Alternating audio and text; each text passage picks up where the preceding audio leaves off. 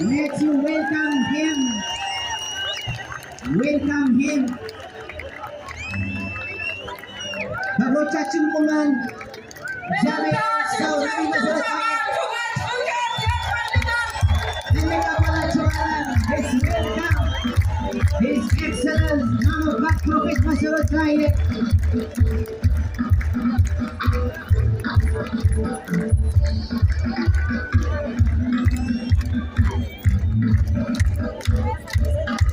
What is the ordained by God to be accepted with such a shout of joy?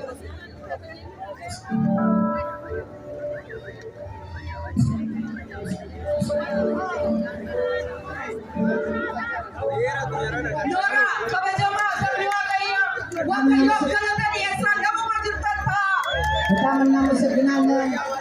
ባላችሁበት ኖሩ።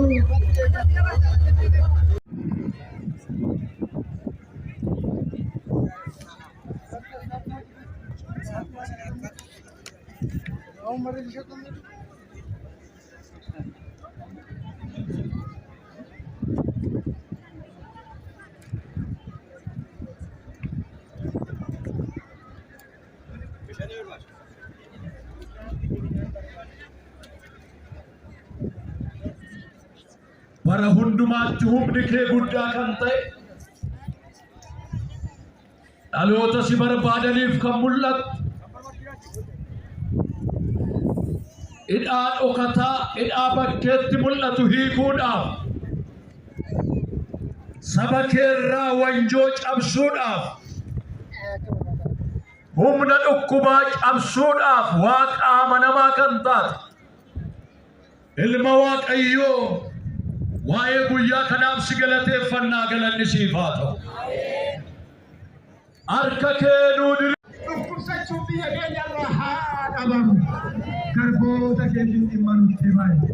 Karaa mul'achuun sitti jiru nutti mul'atu. Karaa dubbachuun sitti jiru nutti dubbatu. Karaa fayyisuu sitti jiru nu fayyisi. Karaa eebbisuun nurra sitti jiru nu eebbisi. Karaa mi'eessuu sitti jiru nu mi'eessi.